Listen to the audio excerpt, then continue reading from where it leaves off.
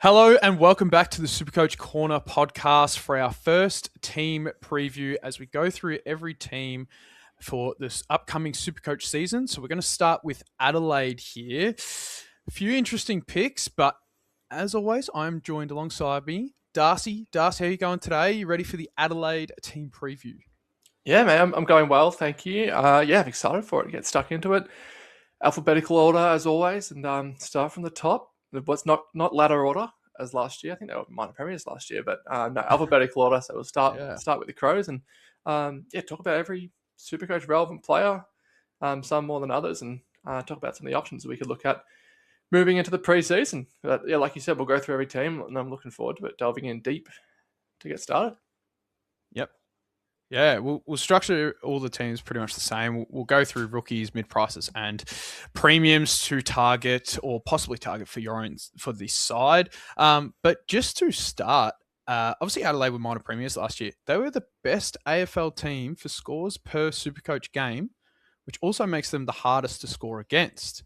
Is that a surprise for 2025? It is a surprise. I wonder if it's something that they'll continue to do. It's not like they had super standout performance last year. Like Rankin started off the year pretty hot, but sort of died off, and Dawson had a pretty consistent year with a couple big scores. But other than that, Phil Thorpe was one of the top forwards, but there wasn't like any of those must-have guys that everyone had in their team. So yeah, it's a little bit surprising when you hear that start out loud that they were the best performing team. But yeah, it'd be interesting whether they can keep it up, like Supercoach wise and AFL wise. Are they going to still be at the top of the table come season's end? You'd hope so. You'd hope they build on what they started last year. Had a pretty disappointing finals campaign, but hopefully, yeah, for Crows fans and footy fans, they can build on that. Yeah, they were pretty exciting to watch as well. So, I have no issues with seeing the Adelaide Crows do well. For this year, they don't have the double bye, which actually makes them more enticing to pick. They have the round 12 bye, however, with Gold Coast, North, and Port Adelaide. So a pretty Supercoach heavy bye. So it's probably proceed with caution when picking one of these guys. Now, let's get straight into it with the rookies. There's probably not much until you hit the forward line with Adelaide. Sid Draper is one a lot of teams are looking to start in their sides. I believe both myself and you have him at the moment. Is he just an easy lock away? Why have you picked Sid Draper? Yeah, I think he's currently sitting at about 48% of teams. Like we've spoken about in other episodes, Tice, it's a bit of rookie rule out this time of year. Like you're picking guys who you like the look of, maybe from previous seasons, or you've heard good things about in the preseason, but we'll never really know until round one teams get released, and we'll see if Sid Draper's playing. He's a gun. We know how good Sid Draper can be. He dominated the sample last year in his first year at Adelaide. Didn't really translate over to his AFL games, but I really have high hopes for him. I don't really expect him to be playing much AFL footy, unfortunately. I think there's a guy that we'll get to probably in the mid-pricer category in a couple of minutes, Josh RACHELE, who has potentially made that move in the midfield, which will really limit Sid Draper's midfield minutes. So, yeah, if he's getting midfield time and getting games to start the year, 5 on the bench will really help because he was sub-affected a lot last year. But I like him if he's playing, but I think the job security is a bit shaky for mine. What about you? Yeah, I think the thing that helps him is the sub rule that you just alluded to. He was really affected by the sub last year. Obviously, with that not being in 2026, he's going to get more minutes on the park. I just think that if he's going to play full games, he's going to still play the 70, 80 minutes game time. He was getting around the 50s last year. He's only going to improve on that. So if he's selected, even if he's playing forward, maybe running through a little bit of the midfield, I think I'm going to back that in on my bench. Yeah. Probably not fieldable to start the year unless we see a lot more. So I really do like the Sid Draper pick, and looks like, yeah, like you said, I think he's 48% of teams have him. So looks like a lot of the community do as well. Outside of that, I don't see too many highly owned from Adelaide just as a whole. But A couple of other rookies that people could lean to. Would you look at the Cricket Australia great in Mitch Marsh for your bench at all in the forward line? Yeah, brother of the great Sean Marsh. No, I would. I don't see him getting much game time this year. He's a highly rated draftee from last year, and I think Adelaide have a lot of high hopes for him in the future. But yeah, probably not a guy you'd lean to or start this year. I think you'd want to see him play a couple of good AFL games before you start picking him. If it was for a Richmond or a like no offense, Tyson, but it was for a Richmond or a West Coast or one of those lower end teams, it'd be someone that you could probably look at a little bit more. But yeah, like we spoke about earlier, Adelaide will be pushing top one, like top two, top four again. They probably won't be experimenting with too many untried rookies. So yeah, he's probably one that I'd steer clear of. Yeah, I'd probably steer clear there as well. I don't see him breaking into that side, so that probably rules him out. And then the last one we might look at in the rookie category is Billy Dowling. He sort of bursted onto the scene at the back end of 2024. Pretty sure he didn't get a game last year or until the final round, and sort of fell out of favour. He's priced at 210k. However, he was priced at 350 to start last year. Does that make him an interesting pick in your eyes? Yeah, like you said, a couple of years ago, he was showing a lot of promise, but just couldn't crack in last year at all. Again, it's going to be hard in that Adelaide midfield to really get a good crack at it. At the elevated price of just over 200k, it's probably not someone unless you find at the start of the season he's getting good midfield minutes and you can bank on him getting high CBA attendances, then yeah, potentially. But at 208k, however, he's sitting just over 200k, it's probably someone that I'd steer clear of. Mm-hmm. Yeah, I'm probably in the same category as you. But we know he can do it, so he could be a downgrade option if they get a couple of injuries or something like that later in the year and he's not starting. So, yeah. But let's move into the mid prices where we've probably got a bit more of a talking point on these guys. We love mid prices. We start in the midfield and we'll go with Dan Curtin. Obviously, sadly, went down in the preseason. I don't know if you have a update on his injury and his expected return date. But yeah, it's really heartbreaking because a lot of Supercoaches were going to look at him. Yeah, he was a big conversation heading into the year. The second half of last year was just shockingly good and something that no one really saw coming. Just dominated that Adelaide. When he went to the midfield, he played a little bit on the wing, could do a lot for them. And at his size, he's a really big weapon for the Crows. But yeah, dislocated his knee. I think a little, like as bad as it is, it's a little bit of a win in the end. There was concerns for slightly worse injuries. So from what I've heard, I think that they're targeting a mid-season return. So you should still play a fair bit of footy this year, but not someone that you'd look at to start your team. But, who knows where he'll attack the back half of the year and if it's someone we could look at later. But, yeah, I think obviously you wouldn't be starting with someone now. In terms of midfielders, Ty, someone that was also in this similar category last year and really started the year like a house on fire was Jake Saligo. Is he someone you could hope to take that even next step heading into 2026, sorry? Yeah, look, he's probably not classified. You probably can't really classify him as mid-price. So he's at 490k. It's just he's definitely just the just below premium pricing. He started the year on fire last year, like you said, but probably just too inconsistent. Maybe with another preseason under his belt, no Dan Curtin, he should be locked into that midfield core, which is good, but I can't pick him yet, I wouldn't say. Yeah, no, fair enough. I'm the same. At that price, you probably can find a couple other blokes that maybe have a bit bigger ceilings than Saligo. He was pretty consistent last year, but didn't have the huge games you'd want from someone at that price.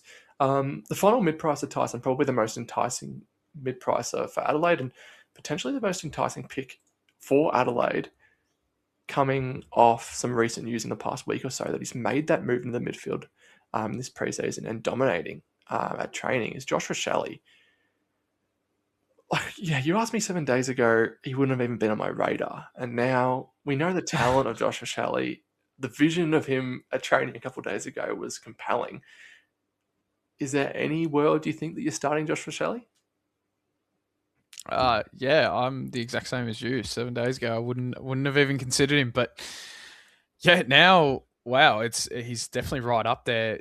It is a slim pickings forward line, and a lot of people are going to have the same forward line. But if you want it to be a little bit different, because he's still only in 4% of teams, so he is definitely that point of difference at the moment. Unless more news comes out and everyone wants to jump on the train, but yeah, I don't hate it. But is he going to be? Is it just going to be a 1-2 punch of Rochelle rotating with Rankin, who we'll get to as well? But I don't know. I don't see him being a mainstay midfielder.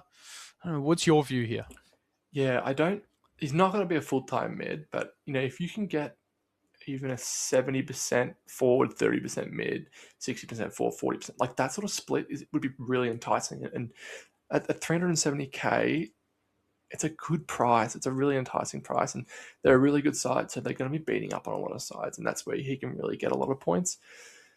I want to see more of it. I really do, but it's hard. I really like Rochelle. I think he's a great player. So it's definitely one that I'm watching this preseason. With Curtin out, they experimented with Curtin in the centre bounces last year as well, who played really well. So I'm sure they were hoping to do that this year. So is Rochelle just that guy?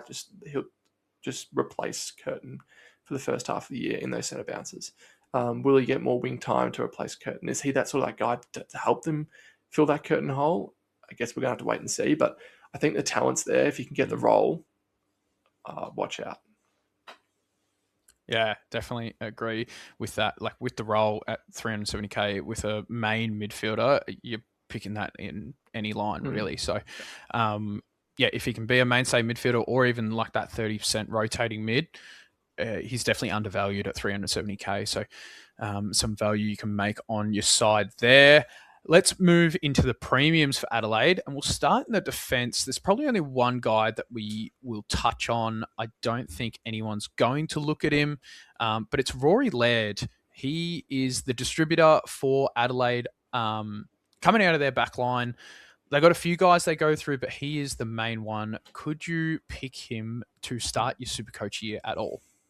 Not for me. No, at 560k, I think he is.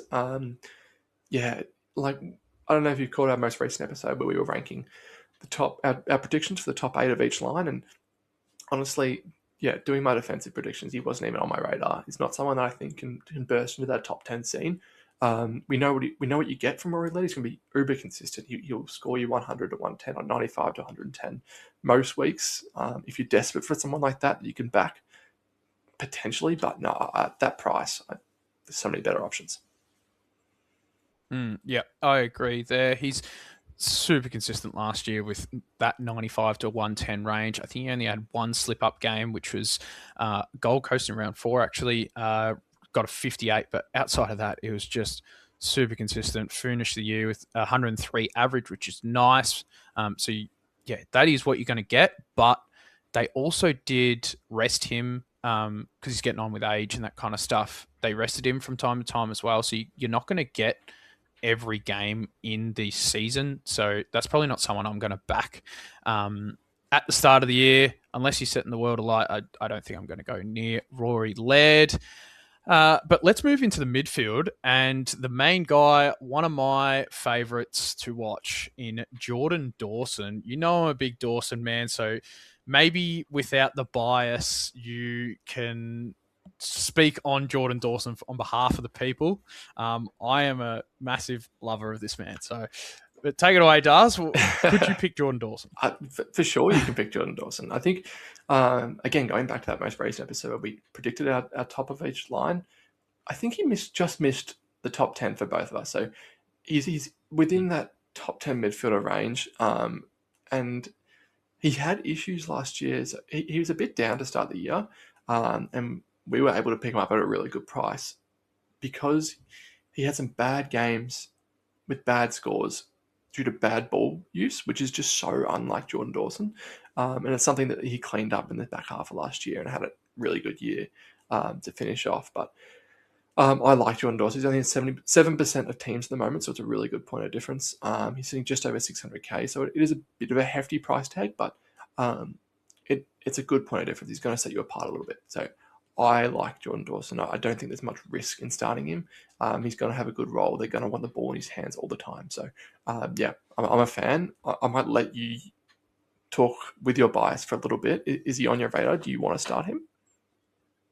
100%, I want to start this guy. And I don't think I will, just because he's at 611k. It's a lot of money to put in when you only have that 10 million to start your team with.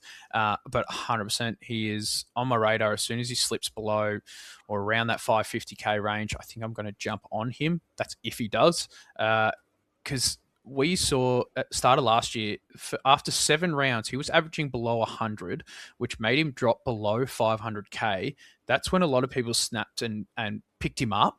He then finished the year with 113 average, with the baked in 7 rounds of below 100 average. Like, that's phenomenal to do that.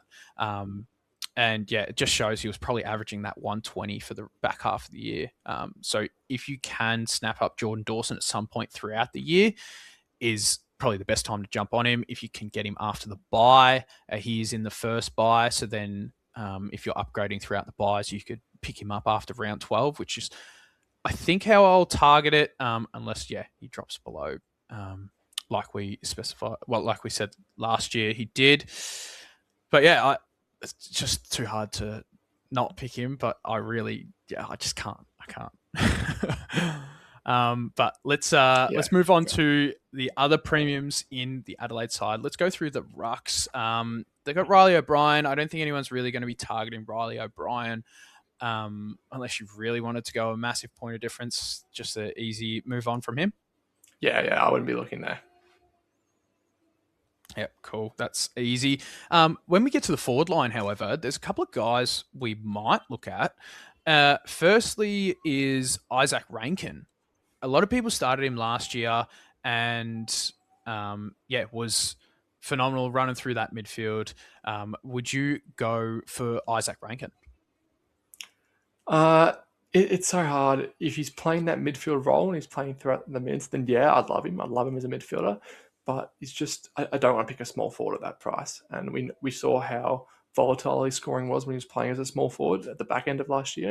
And it's just not someone that I would want to spend my money on. So if we're sure that he's playing midfield minutes and over 50% midfield, I'd be interested. But yeah, other than that, I can't go there. He burnt me too much once I traded him in last year.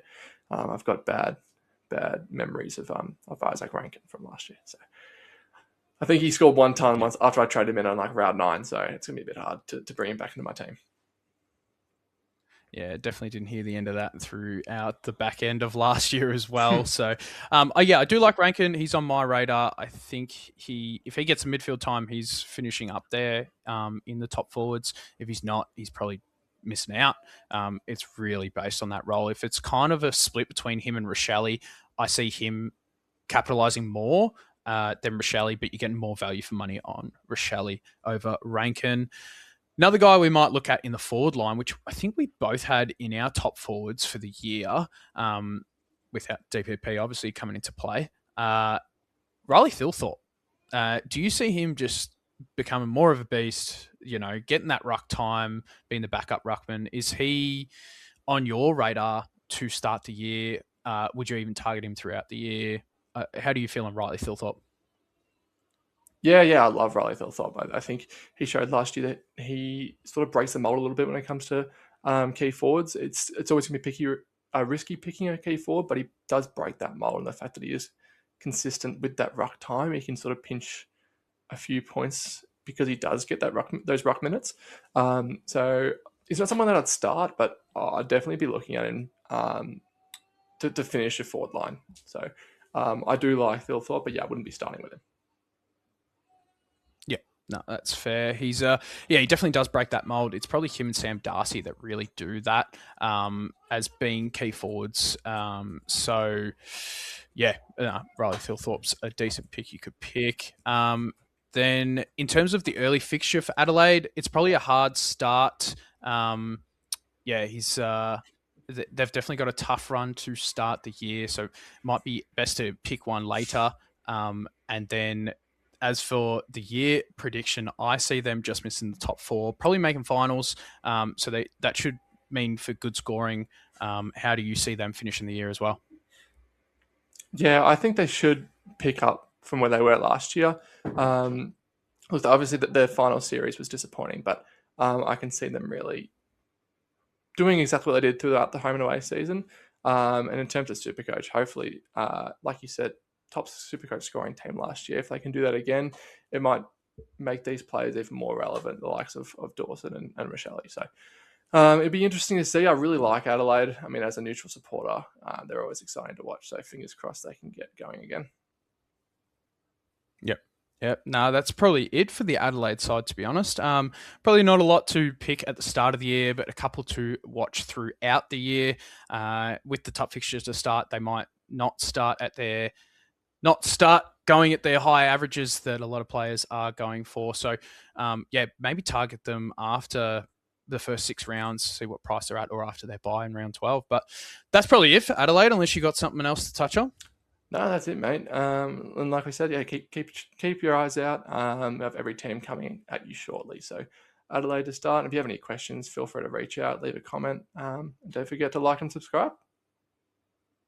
Yeah, easy. All right, we'll go on to Brisbane next. Awesome. Thanks, Darcy. Thanks, Darcy.